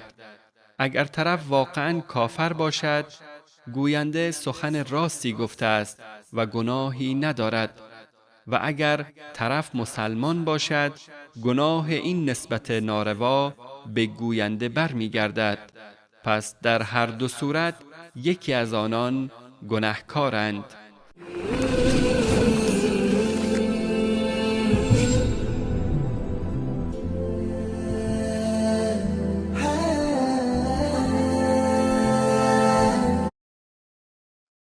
در صحیح بخاری حدیث شماره 4777 و صحیح مسلم حدیث شماره 8 از ابو هریره رضی الله تعالی عنه روایت است که فرمود: روزی پیامبر صلی الله علیه و آله و سلم به میان مردم آمدند. مردی به حضورشان رسید و پرسید: ایمان چیست؟ پیامبر صلی الله علیه و آله و سلم فرمودند: ایمان آن است که به الله عزوجل و فرشتگان و رسیدن به حضور الله عزوجل در روز قیامت و رسالت پیامبران و زنده شدن بعد از مرگ باور و اعتقاد قطعی داشته باشی. آن مرد پرسید: اسلام چیست؟ پیامبر صلی الله علیه و آله و سلم فرمودند: اسلام آن است که الله عزوجل را پرستش کنی و هیچ شریک و انبازی برای او قرار ندهی، نماز فرض را به نحو احسن به جا آوری، زکات واجب را بپردازی و ماه رمضان روزه باشی. آن مرد پرسید: بهترین و خالصترین عبادت کدام است؟ پیامبر صلی الله علیه و آله و سلم فرمودند: خالصانه ترین عبادت آن است که عبادت الله عزوجل را با حالتی انجام دهی که تصور کنی در حضورش ایستاده ای، انگار او را مشاهده می نمایی، و اگر تو الله عزوجل را نمی بینی، حتما او تو را می بیند. آن مرد پرسید: روز آخرت چه وقتی است؟ پیامبر صلی الله علیه و آله و سلم فرمودند: من در این مورد از تو عالمتر نیستم، ولی علامت و نشانه های آن را برایت ذکر می نمایم. وقتی که مادر به صورت کنیز اولادش درآید و اولاد نسبت به مادرش بی‌ادب شود و مانند کنیز با او رفتار نماید. نشانه دیگر آن است که افراد جاهل و نادان و تازه به منصب و دوران رسیده با پول و ثروتی که به دست می آورند بر دیگران فخر می فروشند و به حق آنان تجاوز می نمایند. پیامبر صلی الله علیه و آله و سلم فرمودند: 5 چیز است که جز الله عزوجل کسی به آنها علم و آگاهی ندارد. آنگاه این آیه را تلاوت کردند: إن الله عنده علم الساعة وينزل الغيث ويعلم ما في الأرحام وما تدري نفس ماذا تكسب غدا وما تدري نفس بأي أرض تموت. علم به آمدن روز آخرت تنها پیش الله عزوجل است و الله است که باران را نازل می کند و می داند که در رحمها چه وجود دارد و کسی نمی داند فردا چه خواهد کرد و هیچ کس نمی داند در چه جا و مکانی خواهد مرد. پس از این سوال و جواب آن مرد از حضور پیامبر صلی الله علیه و آله و سلم خارج شد برفت. پیامبر صلی الله علیه و آله و سلم فرمودند او را به نزد من بازگردانید. وقتی که خواستند او را برگردانند کسی را ندیدند. پیامبر صلی الله علیه و آله و سلم فرمودند این مرد جبرئیل بود، آمده بود تا دین را به مردم یاد بدهد.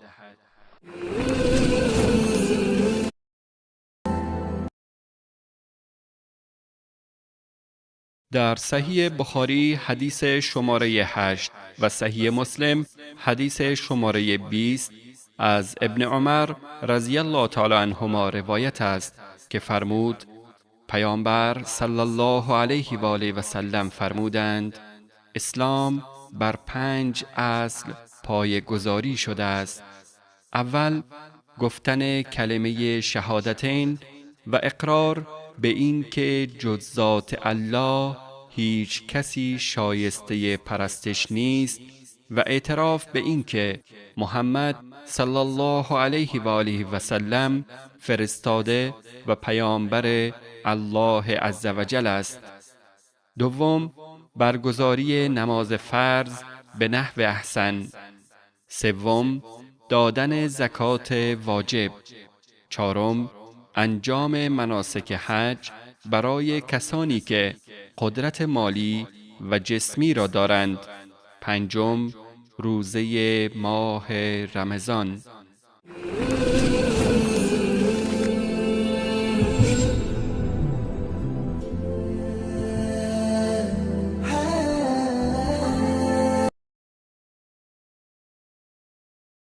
در صحیح بخاری حدیث شماره 6924 و صحیح مسلم حدیث شماره 32 از ابو هریره رضی الله تعالی عنه روایت شده که فرمود وقتی که پیامبر صلی الله علیه و آله و سلم وفات نمودند ابوبکر رضی الله تعالی عنه به خلافت رسید.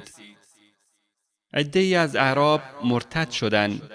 ابوبکر رضی الله تعالی عنه تصمیم گرفت تا با آنان بجنگد. عمر رضی الله تعالی عنه به او فرمود چطور با آنان می جنگی؟ در حالی که پیامبر صلی الله علیه و آله و سلم می فرمودند به من دستور داده شده است با مردم بجنگم تا اینکه بگویند لا اله الا الله و هر کسی به وحدانیت الله عزوجل اعتراف کند جان و مالش از جانب من محفوظ است مگر در مقابل حقی که به عهده دارد. اما حساب یعنی قصد و نیت و کارهای پنهانی او با الله عزوجل است.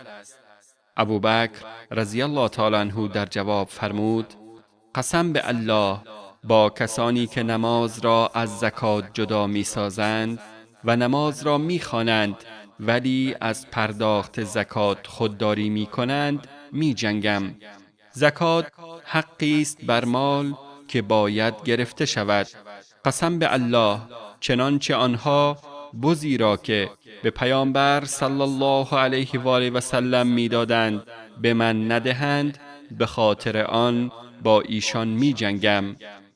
عمر رضی الله تعالی عنه فرمود قسم به الله این تصمیم قاطع تنها به این دلیل است که الله عزوجل قلب ابوبکر صدیق رضی الله تعالی عنه را وسعت و روشنی بخشیده است و من متوجه شدم که گفته او حق است.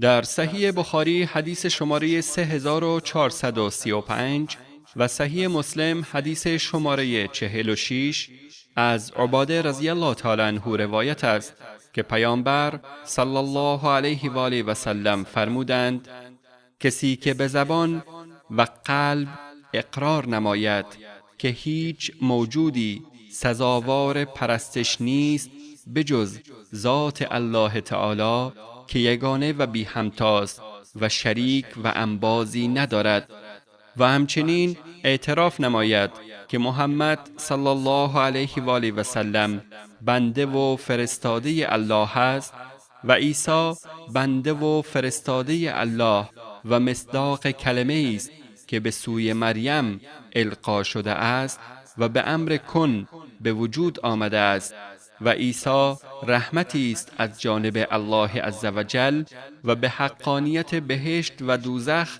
ایمان داشته باشد، الله عزوجل او را داخل بهشت می نماید هرچند گناه هم داشته باشد. یعنی اگر گناه کبیره داشته باشد در مشیت الله عزوجل است، یا آن را می بخشد و یا بعد از دیدن کیفر بخشوده می شود.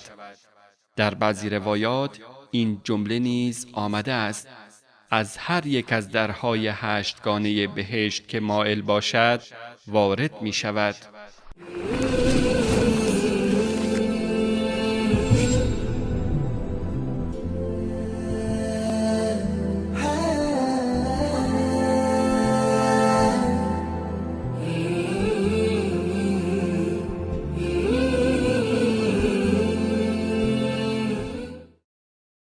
در صحیح بخاری حدیث شماره 5967 معاذ بن جبل رضی الله تعالی عنه فرمود: در حالی که پشت سر پیامبر صلی الله علیه و آله و سلم با هم بر یک شتر سوار شده بودیم و فاصله‌ای جز قسمت آخر رحل یا زین در بین ما وجود نداشت، پیامبر صلی الله علیه و آله و سلم فرمودند: ای معاذ.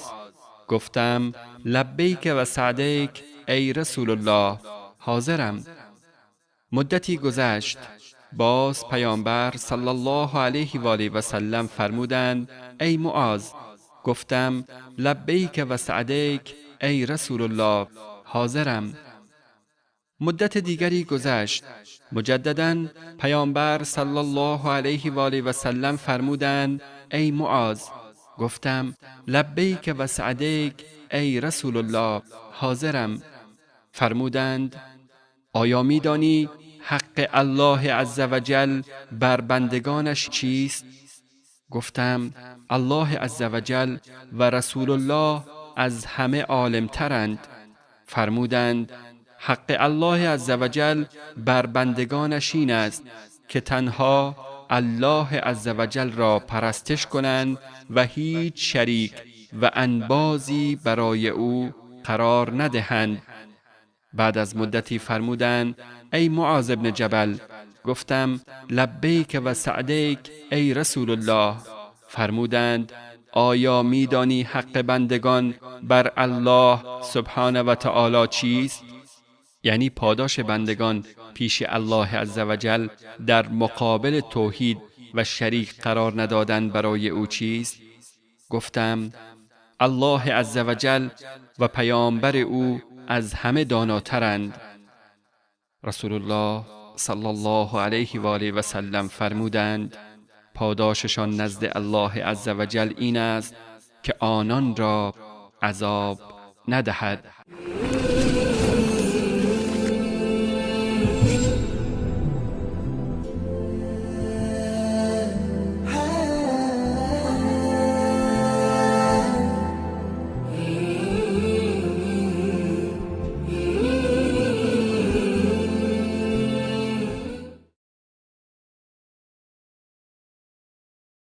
و در صحیح بخاری حدیث شماره 1291 و صحیح مسلم حدیث شماره 4 از مغیره رضی الله تعالی عنه روایت است که فرمود: شنیدم که پیامبر صلی الله علیه و آله و سلم می‌فرمودند: دروغ گفتن از قول من مانند دروغ گفتن از قول کسی دیگر نیست.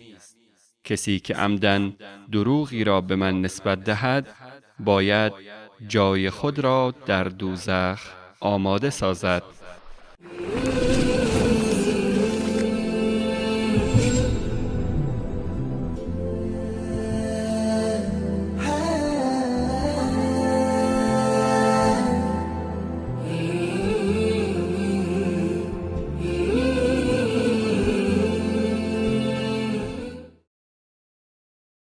در صحیح بخاری حدیث شماره 6689 و صحیح مسلم حدیث شماره 6953 از عمر بن خطاب رضی الله تعالی عنه روایت شده که فرمود: شنیدم که پیامبر صلی الله علیه و آله و سلم می‌فرمودند ثواب هر کاری به قصد و نیت آن بستگی دارد و پاداش کار هر انسانی بستگی به نیت او دارد. کسی که به خاطر کسب مال دنیا و یا ازدواج با زنی مهاجرت کند، یعنی از محل اقامت و دیار خود دور شود، این هجرت و دوری او به منظور رسیدن به همان خواسته درونی اوست و ارزش معنوی ندارد.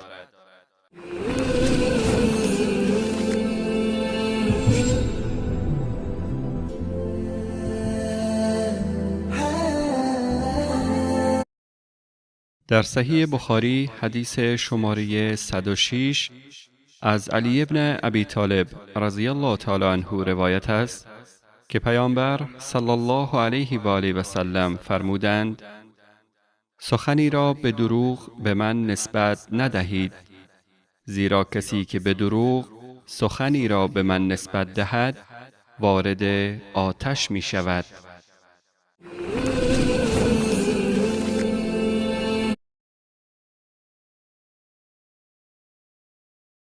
در صحیح بخاری حدیث شماره 9 و صحیح مسلم حدیث شماره 57 از ابو هریره رضی الله تعالی عنه روایت است که پیامبر صلی الله علیه و آله و سلم فرمودند ایمان 60 و چند شعبه دارد و حیا یکی از شعبه های ایمان است.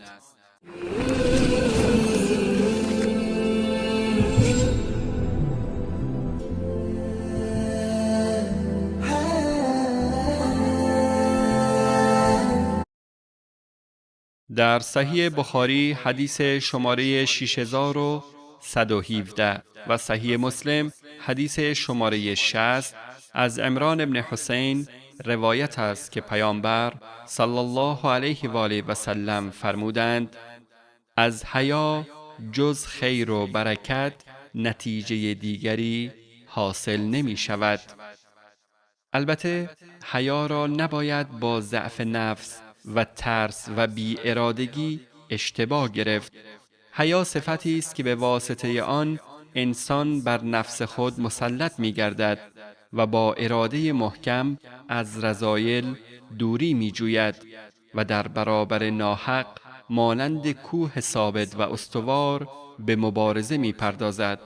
کسانی که از ترس حرفی نمی زنند و ضعیف و بی اراده هستند صاحب حیا محسوب نمی شوند.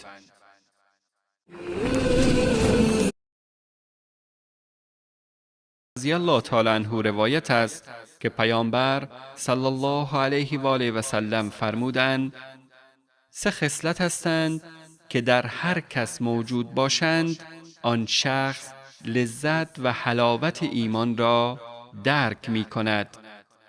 اولان است که الله عزوجل و پیامبر صلی الله علیه و آله و سلم را از هر کس و هر چیز دیگری بیشتر دوست داشته باشد. دومان است که محبت و دوستی او نسبت به اشخاص تنها به خاطر الله عزوجل باشد. سومان است که از کفر و بیدینی به همان اندازه بیزاری و دوری نماید که از داخل شدن به آتش پرهیز می کند.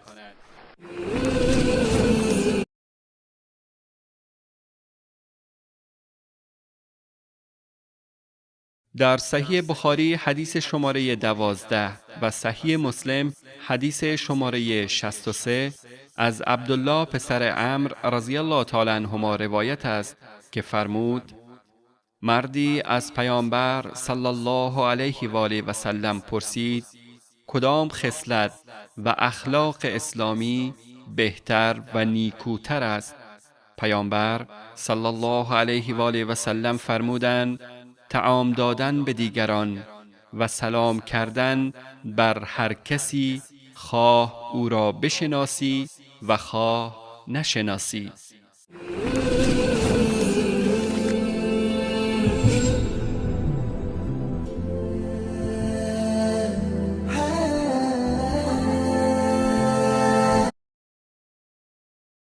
در صحیح بخاری حدیث شماره 11 و صحیح مسلم حدیث شماره 64 از ابو موسی رضی الله تعالی عنه روایت است که فرمود: مردم گفتند ای رسول الله، کدام یک از اخلاق و خصلت‌های اسلام بهتر و برتر است؟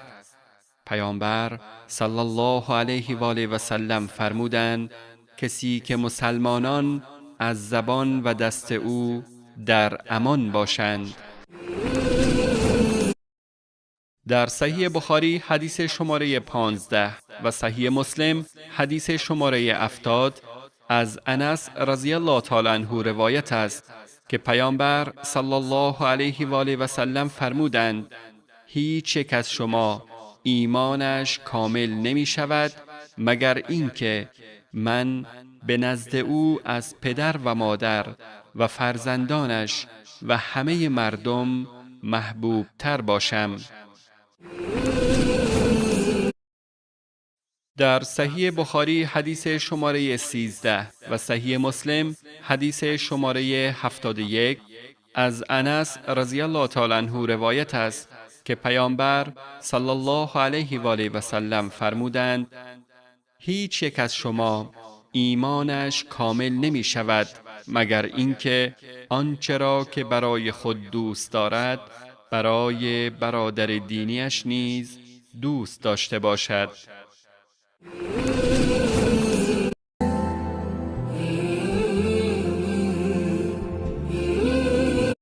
در صحیح بخاری حدیث شماره 6018 و صحیح مسلم حدیث شماره 75 از ابو هریره رضی الله تعالی عنه روایت است که پیامبر صلی الله علیه و آله و سلم فرمودند: کسی که به الله عزوجل و روز رستاخیز ایمان دارد نباید همسایه‌اش را اذیت کند، و کسی که به الله عزوجل و روز قیامت ایمان دارد باید نسبت به مهمانش با اکرام و احترام رفتار نماید، و کسی که به الله عزوجل و روز آخرت ایمان دارد وقتی که سخن میگوید باید سخنانش خوب و حق باشد و الا باید سکوت کند.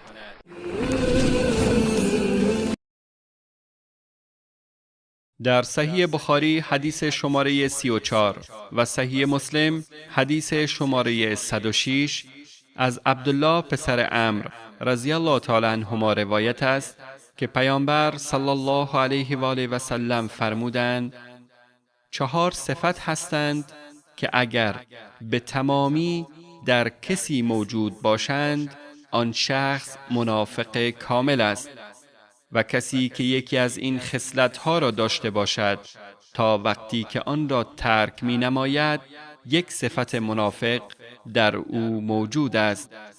این 4 صفت عبارتند از: اول، هرگاه به عنوان امین یعنی امانتدار قرار داده شود خیانت کند. دوم، به هنگام سخن گفتن دروغ بگوید. سوم، هر وقت عهد و پیمانی ببندد آن را نقض کند. چهارم، به هنگام عداوت و دشمنی از حق تجاوز کند و به دروغ و دسیسه و نسبت‌های نادرست متوسل شود. این خصلت‌ها جزو رذایل انسانی و صفات منافق است، و کسی که یک یا چند یا همه این خصلت‌ها را داشته باشد به تفاوت مراتب به منافق شبیه است، و همان گونه که منافق در دنیا پست و بی ارزش می باشد در قیامت نیز به عذاب ابدی گرفتار می گردد. مسلمانی نیست که دارای چنین صفاتی باشد در دنیا بی شخصیت و بی ارزش و در قیامت به عذاب شدید مجازات می شود.